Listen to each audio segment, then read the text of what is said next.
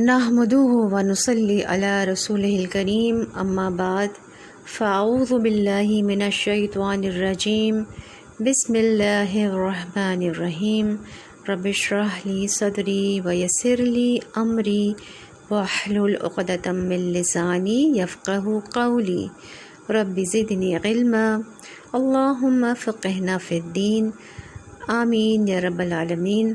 السلام علیکم ورحمۃ اللہ وبرکاتہ۔ سورۃ الاخلاص۔ سورۃ الاخلاص کی شان نزول اور فضیلت۔ امام احمد رحمۃ اللہ نے حضرت ابی بن کعب رضی اللہ عنہ سے روایت کیا ہے کہ مشرکین نے نبی کریم صلی اللہ علیہ وسلم سے کہا کہ اے محمد صلی اللہ علیہ وسلم، اپنے رب کا ہمارے سامنے حسب نسب بیان کرو۔ تو اللہ تعالیٰ نے یہ سورہ مبارکہ نازل فرمائی۔ بسم اللہ الرحمن الرحیم۔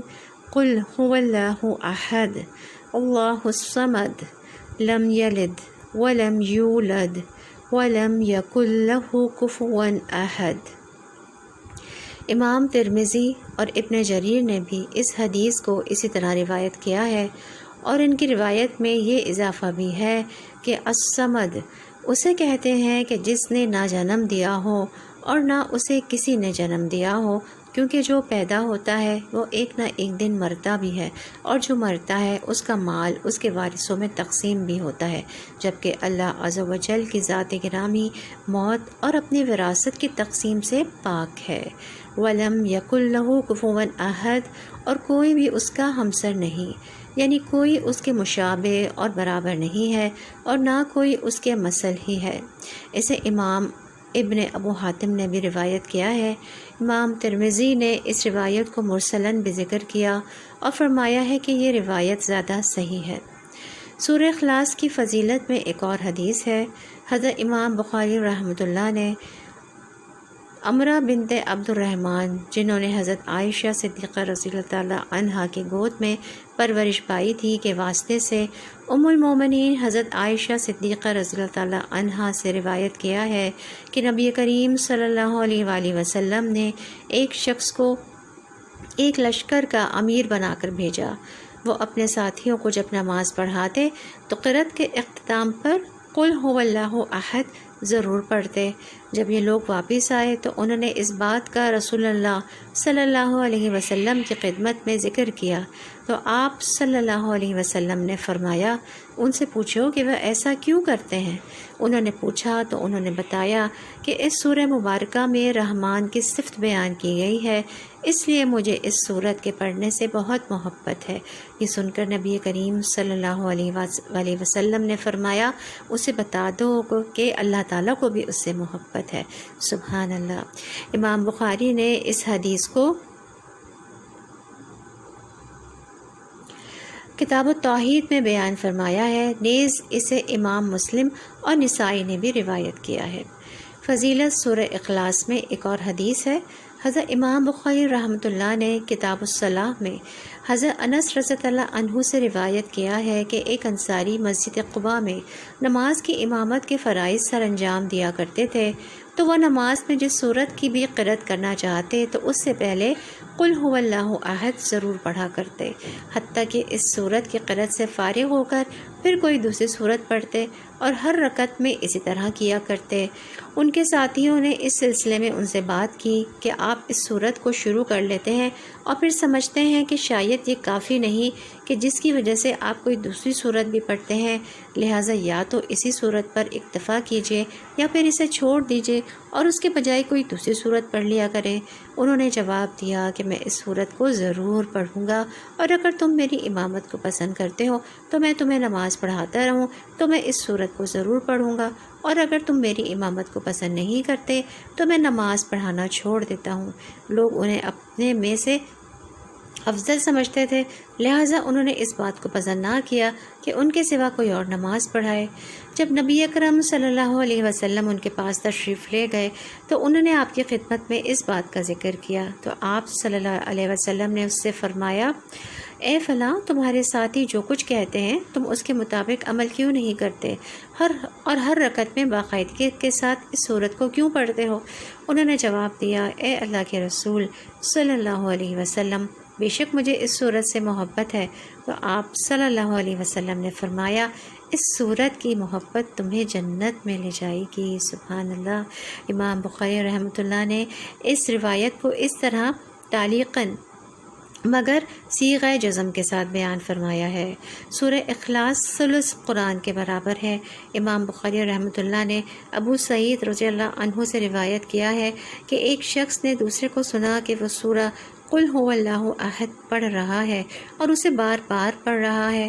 جب صبح ہوئی تو وہ رسول اللہ صلی اللہ علیہ وآلہ وسلم کی خدمت میں حاضر ہوا اور اس نے اس بات کا ذکر کیا۔ اس نے گویا محض اس سورت کی تلاوت کو کم جانا تو نبی اکرم صلی اللہ علیہ وآلہ وسلم نے فرمایا، اس ذات گرامی کی قسم جس کے ہاتھ میں میری جان ہے، یہ سورت قرآن مجید کے ثلث کے برابر ہے۔ اسے امام ابو داؤد اور نسائی نے بھی روایت کیا ہے۔ ایک اور حدیث میں آتا ہے کہ امام بخاری رحمۃ اللہ نے حضرت ابو سعید رضی اللہ عنہ سے روایت کیا ہے کہ رسول اللہ صلی اللہ علیہ وآلہ وسلم نے صحابہ کرام رضی اللہ عنہ سے فرمایا، کیا تم میں سے کوئی اس بات سے عاجز ہے کہ ایک رات میں قرآن مجید کا 1/3 حصہ پڑھے؟ صحابہ کرام رضی اللہ عنہ کو یہ کام بہت دشوار محسوس ہوا اور انہوں نے عرض کی، اے اللہ کے رسول صلی اللہ علیہ وسلم، ہم میں سے کسے اس بات کی طاقت ہے؟ تو آپ صلی اللہ علیہ وسلم نے فرمایا، اللہ الواحد الصمد والی صورت ثلث قرآن ہے۔ اس حدیث کو صرف امام بخاری رحمۃ اللہ ہی نے بیان فرمایا ہے۔ سورۃ الاخلاص کی قرأت موجب جنت ہے۔ امام مالک بن انس نے عبید بن حنین سے روایت کیا ہے کہ میں نے حضرت ابو ہریرہ رضی اللہ عنہ کو یہ بیان کرتے ہوئے سنا کہ نبی اکرم صلی اللہ علیہ وسلم کے ساتھ آ رہا تھا کہ آپ نے ایک شخص کو قل هو اللہ احد پڑھتے ہوئے سنا تو رسول اللہ صلی اللہ علیہ وسلم نے فرمایا، واجب ہو گئی۔ میں نے عرض کیا، کیا واجب ہو گئی ہے؟ آپ صلی اللہ علیہ وسلم نے فرمایا، جنت۔ اسے امام ترمذی اور نسائی نے بھی امام مالک کی سند کے ساتھ روایت کیا ہے، اور امام ترمذی رحمۃ اللہ فرماتے ہیں کہ یہ حدیث حسن صحیح غریب ہے اور ہم اسے صرف امام مالک کی سند کے ساتھ جانتے ہیں، اور یہ حدیث قبل سے بیان کی جا چکی ہے۔ اس صورت کی محبت تمہیں جنت میں لے جائے گی۔ سورہ اخلاص کی بار بار قرأت۔ عبداللہ بن امام احمد رحمۃ اللہ نے معاذ بن عبداللہ بن قبیب سے اور انہوں نے اپنے والد سے روایت کیا ہے کہ ہمیں بہت پیاس لگی اور رات بھی بہت تاریک تھی۔ ہم نے انتظار کیا کہ رسول اللہ صلی اللہ علیہ وسلم ہمیں نماز پڑھائیں۔ آپ تشریف لائے تو آپ نے میرا ہاتھ پکڑ لیا اور فرمایا، قل کہو۔ میں خاموش رہا۔ آپ نے پھر فرمایا، قل کہو۔ میں نے عرض کیا، کیا کہوں؟ آپ نے فرمایا، قل هو اللہ احد۔ ہر روز صبح و شام کے 2 اوقات میں 3 بار قل هو اللہ احد اور معوذتین پڑھ لیا کرو تو یہ تمہیں کفایت کریں گی۔ سبحان اللہ۔ اسے امام ابو داؤد، ترمذی اور نسائی نے بھی روایت کیا ہے، اور امام ترمذی نے اسے حسن صحیح غریب قرار دیا ہے۔ امام نسائی نے اسے ایک دوسری سند سے بھی روایت کیا ہے، اور اس میں یہ الفاظ ہیں، ان صورتوں کا پڑھنا تجھے ہر چیز سے کفایت کرے گا۔ اللہ تعالیٰ کے اسماء کے ساتھ دعا کا ذکر۔ امام نسائی نے اس سورہ مبارکہ کی تفسیر میں عبداللہ بن بریدہ سے اور انہوں نے اپنے والد سے روایت کیا ہے کہ وہ رسول اللہ صلی اللہ علیہ وآلہ وسلم کے ساتھ مسجد میں داخل ہوئے تو دیکھا ایک شخص نماز پڑھتے ہوئے یہ دعا کر رہا ہے، اللہم انی اسألوک بانی اشہد ان لا الہ الا انت الاحد الصمد الذی لم یلد ولم یولد ولم یکن لہ کفوا احد۔ اے اللہ، بے شک میں تجھ سے سوال کرتا ہوں اور میں گواہی دیتا ہوں کہ کوئی معبود نہیں سوائے تیرے، اور تو ہی ایک ہے، بے نیاز ہے، جو نہ کسی کا باپ ہے اور نہ کسی کا بیٹا اور نہ کوئی تیرا ہی ہمسر ہی ہے۔ آپ نے یہ سن کر فرمایا، اس ذات اقدس کی قسم جس کے ہاتھ میں میری جان ہے، اس شخص نے اللہ تعالیٰ کے اس اسم اعظم کے واسطے سے دعا کی ہے کہ جس کے واسطے سے جب اس سے سوال کیا جائے تو وہ عطا فرما دیتا ہے، اور اگر دعا کی جائے تو وہ شرف قبولیت سے سرفراز فرما دیتا ہے۔ اسے دیگر اصحاب سنن نے بھی روایت کیا ہے، اور امام ترمذی نے اس حدیث کو حسن غریب قرار دیا ہے۔ بسم اللہ الرحمن الرحیم۔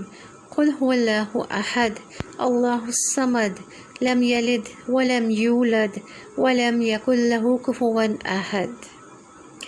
اس سورہ مبارکہ کی شان نزول بیان کی جا چکی ہے۔ اکرما نے بیان کیا ہے کہ یہودیوں نے کہا کہ ہم اللہ کے بیٹے عزیر کی عبادت کرتے ہیں، عیسائیوں نے کہا کہ ہم اللہ کے بیٹے مسیح کی عبادت کرتے ہیں، مجوسیوں نے کہا کہ ہم شمس و قمر کی عبادت کرتے ہیں، اور مشرکوں نے کہا کہ ہم بتوں کی عبادت کرتے ہیں۔ تو اللہ تعالیٰ نے اپنے رسول صلی اللہ علیہ وآلہ وسلم پر قل هو اللہ احد، اے نبی آپ کہہ دیجئے وہ اللہ ایک ہے، کو نازل فرمایا، یعنی وہ واحد احد ہے کہ اس کا کوئی نظیر، کوئی وزیر، کوئی شریک، کوئی شبیہ اور کوئی برابری کرنے والا نہیں۔ اس بات کے لیے یہ لفظ اللہ عز و جل کی ذات گرامی کے سوا اور کسی کے لیے استعمال کیا ہی نہیں جا سکتا، کیونکہ اپنی تمام صفات اور افعال میں صرف ایک وہی کامل ہے۔ فرمان الہی ہے اللہ الصمد، اللہ بے نیاز ہے۔ اکرما نے حضرت ابن عباس رضی اللہ عنہ سے روایت کیا ہے، الصمد وہ ہے جس کی طرف تمام مخلوقات اپنی حاجتوں اور اپنے مسائل کے لیے رجوع کریں۔ علی بن ابو طلحہ نے حضرت ابن عباس رضی اللہ عنہ سے روایت کیا ہے کہ الصمد کے معنی اس سردار کے ہیں جو اپنی سیادت میں کامل ہو، وہ شریف ہو اور اپنے عز و شرف میں کامل ہو، وہ عظیم ہو اور اپنی عظمت میں کامل ہو، وہ حلیم ہو اور اپنے حلم میں کامل ہو، وہ علیم ہو اور اپنے علم میں کامل ہو، وہ حکیم ہو اور اپنی حکمت میں کامل ہو، اور الغرض وہ جو شرف و سیادت کی تمام انواع و اقسام میں کامل ہو اور ان اوصاف کی حامل اللہ سبحانہ و تعالیٰ ہی کی ذات گرامی ہے۔ یہ کسی اور کی صفات نہیں ہو سکتی، کیونکہ کوئی اس کی ہمسری کرنے والا نہیں اور اس کے مثل نہیں ہے۔ سبحان اللہ الواحد القہار۔ امام امش نے شفیق اور ابو وائل سے روایت کیا ہے کہ الصمد اس سردار کو کہتے ہیں جس پہ سیادت کی انتہا ہو۔ اللہ تعالیٰ اولاد، باپ، بیوی اور شریک سے پاک ہے۔ فرمان الہی ہے لم یلد ولم یولد ولم یکن لہ کفوا احد، نہ اس نے کسی کو جنا اور نہ وہ جنا گیا، اور کوئی بھی اس کا ہمسر نہیں، یعنی نہ کوئی اس کا بیٹا ہے، نہ باپ، نہ بیوی۔ حضرت مجاہد فرماتے ہیں کہ وَلَمْ يَكُنْ لَهُ كُفُوًا أَحَدٌ کے معنی یہ ہے کہ اس کی کوئی بیوی نہیں، جیسا کہ اللہ تعالیٰ نے فرمایا ہے بَدِيعُ السَّمَاوَاتِ وَالْأَرْضِ أَنَّ يَكُونُ لَهُ وَلَدٌ وَلَمْ تَكُنْ لَهُ صَاحِبَةٌ وَخَلَقَ كُلَّ شَيْءٍ۔ سورۃ الانعام۔ وہی آسمانوں اور زمین کا معجد ہے، اور اس کی اولاد کیسے ہو سکتی ہے جبکہ اس کی کوئی بیوی ہی نہیں، اور اس نے ہر چیز کو پیدا کیا ہے، یعنی وہ ہر چیز کا مالک اور خالق ہے۔ تو یہ کیسے ہو سکتا ہے کہ مخلوق میں سے کوئی اس کا نظیر ہو جو اس جیسا ہو، یا کوئی قریب ہو جو اس کی ہمسری کا دعویٰ کر سکے؟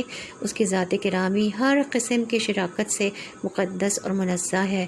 ارشاد باری تعالیٰ ہے وَقَالُوا اتَّخَذَ الرَّحْمَنُ وَلَدًا لَقَدْ جِئْتُمْ شَيْئًا إِدًّا تكاد السماوات يتفطرن منه وتنشق الأرض وتخر الجبال هدا أن دعوا للرحمن ولدا وما ينبغي للرحمن أن يتخذ ولدا إن كل من في السماوات والأرض إلا آتي الرحمن عبدا لقد أحصاهم وعدهم عدا وكلهم آتيه يوم القيامة فردا۔ سورہ مریم۔ اور انہوں نے کہا رحمان اولاد رکھتا ہے، البتہ یقیناً تم ایک بہت بھاری بات گناہ تک آپ پہنچے ہو۔ آسمان قریب ہے کہ اس افترا سے پھٹ پڑے اور زمین شق ہو جائے اور پہاڑ ریزہ ریزہ ہو کر گر پڑے کہ انہوں نے رحمان کے لیے کسی اولاد کا دعویٰ کیا اور رحمان کے لائق نہیں کہ وہ کسی کو اولاد بنائے۔ آسمان اور زمین میں جو کوئی بھی ہے وہ سب رحمان کے پاس غلام بن کر آئیں گے۔ بلا شبہ یقیناً اس رحمان نے ان کا شمار کر رکھا ہے اور انہیں خوب گن رکھا ہے، اور وہ سب قیامت کے دن اس کے پاس تنہا تنہا آئیں گے۔ اور فرمایا وَقَالُوا اتَّخَذَ الرَّحْمَنُ وَلَدًا سُبْحَانَهُ بل عباد مکرمون لا یسبقونہ بالقول وہم بامرہ یعملون، سورۃ الانبیاء۔ اور انہوں نے کہا رحمان نے کوئی اولاد بنائی ہے، وہ اس سے پاک ہے، بلکہ وہ فرشتے اللہ کے معزز و مکرم بندے ہیں، اور وہ بات کرنے میں اسے سبقت نہیں کرتے اور وہ اسی کے حکم پر عمل کرتے ہیں۔ اور فرمایا وجعلوا بینہ وبین الجنۃ نسبا ولقد علمت الجنۃ انہم لمحضرون، سبحان اللہ اما یصفون، سورہ الصافات۔ اور انہوں نے اس اللہ کے درمیان اور جنوں کے درمیان رشتہ ٹھہرایا، حالانکہ بلا شبہ یقیناً جنات جان چکے ہیں وہ اللہ کے سامنے ضرور حاضر کیے جائیں گے۔ اللہ ان باتوں سے پاک ہے وہ جو بیان کر رہے ہیں۔ صحیح بخاری میں حدیث ہے، اللہ تعالیٰ سے بڑھ کر تکلیف دہ بات سن کر اور کوئی زیادہ صبر کرنے والا نہیں ہے کہ یہ لوگ اللہ تعالیٰ کے لیے بیٹا قرار دیتے ہیں، اس کے باوجود وہ انہیں رزق دیتا ہے اور صحت و عافیت سے نوازتا ہے۔ امام بخاری رحمۃ اللہ نے حضرت ابو ہریرہ رضی اللہ عنہ سے روایت کیا ہے کہ نبی کریم صلی اللہ علیہ وسلم نے فرمایا، اللہ عز و جل فرماتا ہے کہ اے ابن آدم نے میری تکذیب کی حالانکہ اسے اس کا کوئی حق نہیں تھا، ابن آدم نے مجھے گالی دی حالانکہ اسے اس بات کا بھی کوئی حق نہیں تھا۔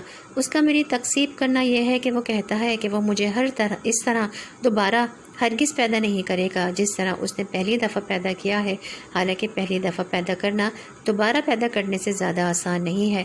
اور اس کا مجھے گالی دینا یہ ہے کہ وہ کہتا ہے کہ اللہ تعالیٰ نے کوئی اولاد بنائی ہے، حالانکہ میں اکیلا ہوں اور بے نیاز ہوں، نہ میں نے کسی کو جنا اور نہ میں جنا گیا، اور کوئی میرا ہمسر نہیں ہے۔